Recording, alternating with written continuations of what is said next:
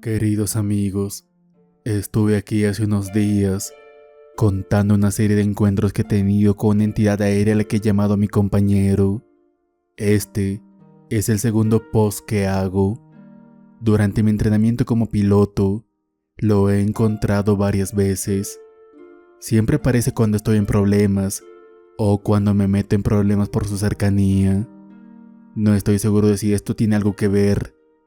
Siempre se anuncia cuando mi brújula magnética se pone en 110 y se queda atascada en el lado izquierdo de la caja. A menudo notaba que faltaban algunos minutos después de aterrizar. Los relojes que llevaba conmigo y los que estaban en el mundo exterior mostraban esa diferencia. Antes, solía restar hasta 25 minutos de mi tiempo de viaje. Cuando debería tardar 30 minutos, solo me llevaba 5 minutos llegar a algún lugar, etc. La primera vez que lo encontré fue con mi viejo instructor de vuelo. Él obviamente sabía que algo pasaba, pero parecía negarlo. La semana pasada volé desde un campo en los Países Bajos sobre el Mar del Norte hasta un aeropuerto en el Reino Unido. Llevaba combustible extra, porque esperaba que mi compañero apareciera. Quería ver si podía hacer que se quedara un rato y jugar en el cielo. Había preparado un plan de vuelo alternativo para seguir. Ya había impreso algunas notas con puntos reconocibles a lo largo de la costa y plataformas de perforación, por si me perdía. Despegué por la mañana, un día tarde debido al clima, desde una pista de césped en una aeronave de un solo motor. Subí a 5000 pies y establecí rumbo hacia la roca más cercana al otro lado del Mar del Norte. Como esperaba, después de unos 13 minutos de vuelo me preguntaba si aparecería nuevamente. Sé que es una tontería hacerlo sobre el mar abierto, pero comencé a dar círculos. La vista era hermosa y casi me arrepentí de no haber invitado a alguien a acompañarme. Pero mis encuentros con esta entidad son algo privado. Me sentí un poco tonto por buscar la atención de algo de lo que ni siquiera sé si es consciente, pero me desvío. De repente, mi brújula se puso en la configuración familiar de 110 y, pronto, apareció sobre mí a la izquierda. Parecía una esfera metálica blanca y brillante, completamente lisa, con 2 antenas rojas que recorren su superficie. Utiliza esto como forma de comunicación. A veces, las apunta hacia cosas como el horizonte de una ciudad, y otras veces, vuela delante de mí y las coloca a ambos lados de su cuerpo como alas. Generalmente, esto indica que ahora la estoy siguiendo, lo cual no controlo, simplemente hace que la aeronave lo haga a veces. De nuevo me desvío. Usualmente la veo venir desde lejos, da un círculo alrededor de mí y luego se coloca en mi ala. Esta vez apareció de repente con el anuncio habitual de mi brújula. Ahora a 4700 pies, debido a mis giros torpes, se movió hacia el frente de mi aeronave. Fue curioso ver cómo las 2 antenas se movían lentamente sobre su superficie, imitando mi hélice. Lo sé, no tenía que hacerlo, simplemente lo hace por su propio entretenimiento, quizá por el mío, pienso. A diferencia de cuando imitaba alas, mantuve el control total. Me llevó unos 4000 pies y algo al norte, donde había algunas nubes. Rodeó un cúmulo y dio la vuelta lo suficientemente amplia como para que yo pudiera seguirla. Estuve muy atento a posibles nubes peligrosas, pero por entonces la turbulencia era manejable. Seguimos jugando nuestro juego de esquivar nubes así. Fue bastante divertido, la verdad. Me di cuenta de que ahora había superado completamente mi miedo hacia ella. Siempre lideraba. Creo que es porque es más divertido descubrir los límites de lo que mi aeronave puede hacer para ella, que seguir mi avión relativamente tosco. Sin embargo, Había un problema. Después de un rato, la alarma de mi reloj sonó indicándome que me quedaba la mitad de combustible. Eso significaba que había estado jugando con mi compañero durante unas 2 horas y media. Revisé mis instrumentos y me dijeron que ya era hora de continuar hacia el Reino Unido o regresar. No me preocupaba haber alertado a alguien de mi llegada tardía porque había indicado en mi plan de vuelo que tendría más de 3 horas para dar vueltas por ahí. Puse el avión en la velocidad que me daba el máximo alcance. Sin embargo, me sentía algo incómodo por cómo comunicarle que ya era hora de irme, pero tenía otras prioridades. Necesitaba averiguar dónde estaba y cómo llegar a mi destino. Ajusté el avión y traté de obtener mi posición usando balizas, pero como suele suceder cuando el compañero está cerca, no recibí ninguna señal de radio, ni balizas ni comunicación. Miré afuera y estaba frente a mí, una antena en la parte superior y la otra en la parte inferior, en el lado opuesto exacto. Me preguntaba qué podía hacer para que supiera que tenía que irme a casa. Me había bloqueado del mundo exterior y no tenía idea de cuándo me devolvería en ambos sentidos. Bajé a 60 nudos y luego bajé los flaps. Parecía que me alejaba un poco, pero luego se acercó nuevamente unos 20 metros, lo cual es inusualmente cercano.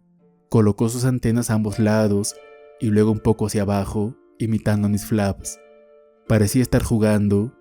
Intenté bajar del tren de aterrizaje, pero eso significaba que tendría que seguir volando lentamente y luego subirlos nuevamente.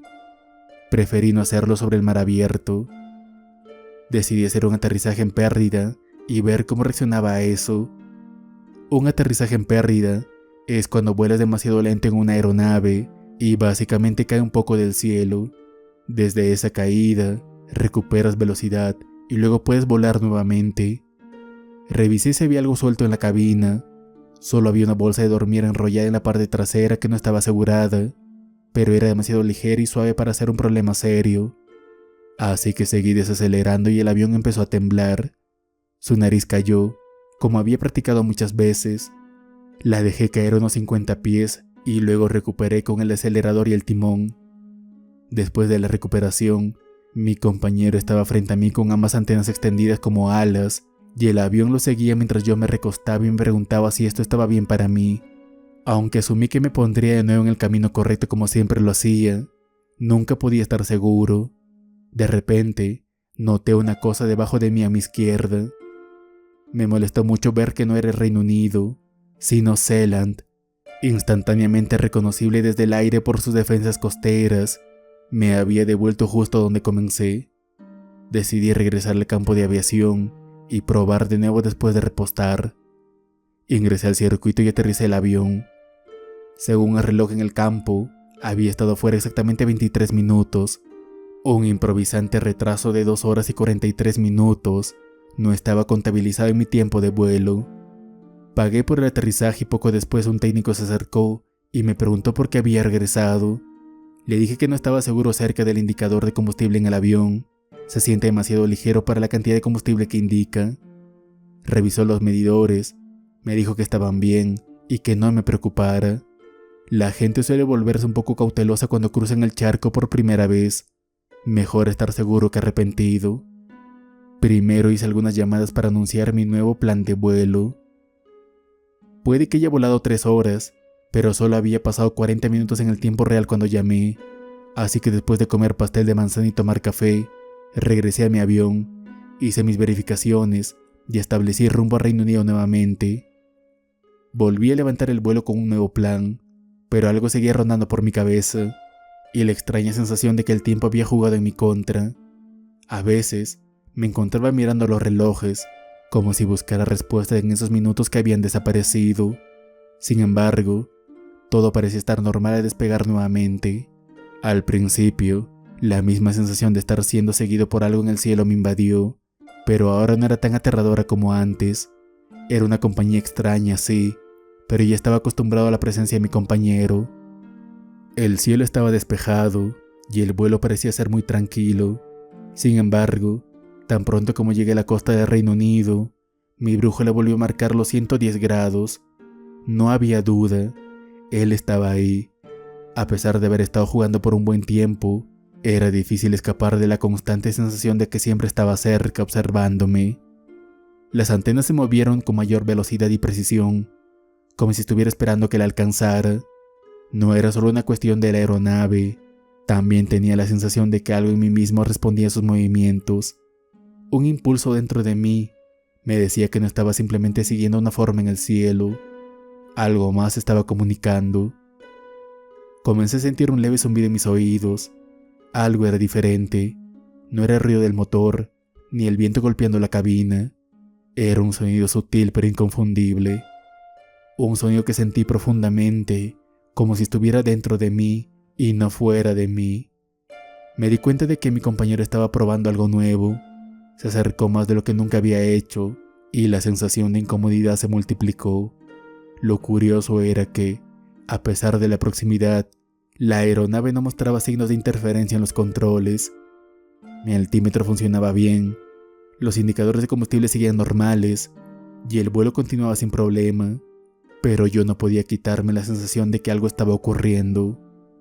Sin embargo, fue en ese momento cuando sucedió. Mientras volaba sobre el Canal de la Mancha, la esfera se detuvo abruptamente frente a mí. Luego, como si obedeciera una orden silenciosa, se desvió a la izquierda y comenzó a alejarse, no como antes, volando en círculos, sino de una forma diferente. No era como si me estuviera alejando de ella, sino que parecía estar guiándome, como si me estuviera mostrando el camino, y entonces sin previo aviso desapareció. Se desvaneció en el horizonte, sin dejar rastro, y mi brújula volvió a marcar 000. Durante unos segundos, el silencio en la cabina fue profundo e inquietante. Nada, solo el suave sonido del motor y el zumbido distante del viento. De alguna manera, me sentía desorientado. Volví a mirar los relojes, y aunque la hora parecía correcta, me sentí desconectado del tiempo, pero la sensación de haber sido guiado permaneció. No me atreví a continuar. La idea de que había perdido algo en el proceso me dio miedo. A lo lejos, la ciudad del Reino Unido se acercaba lentamente y mi mente, aún atrapada en la extraña sensación de pérdida de tiempo, luchaba por encontrar lógica en todo lo que había experimentado. Sin embargo, sabía que había algo más. Ya no estaba tan seguro de cómo seguiría. Recibí la señal para aterrizar y comencé a preparar el avión. A medida que descendía, volví a sentir la extraña presión en el pecho, como si algo estuviera observándome desde el aire. Miré por la ventana y justo cuando mi avión se aproximaba a la pista, volví a ver el destello de algo en el cielo. No era la esfera, sino una forma que brillaba de una manera que no podía identificar, desvaneciéndose rápidamente. Al aterrizar, el técnico se acercó como antes, revisando el avión y haciendo las mismas preguntas. Todo parecía en orden, pero no podía evitar sentir que algo había cambiado, algo que no podía describir con palabras, algo en la relación entre el avión, la brújula y el compañero que había estado observando durante todas estas horas. Era posible que esa esfera o esa cosa pudiera estar conectada de alguna manera con algo más allá de lo físico. Le conté brevemente al técnico lo sucedido, pero él solo rió y me dijo que, a veces, los pilotos sobreestiman la importancia de los pequeños detalles. Según él, los aviones a veces se comportan de forma extraña cuando se vuelan por un tiempo prolongado. Aún así, me miró de una manera que no pude interpretar, como si hubiera entendido más de lo que me decía. Yo me callé, asimilando todo lo que había ocurrido. De alguna manera, sentí que no estaba completamente solo, que esa experiencia había dejado una marca en mí. Mi compañero, de alguna manera, seguía cerca, invisible tal vez, pero de alguna forma siempre presente.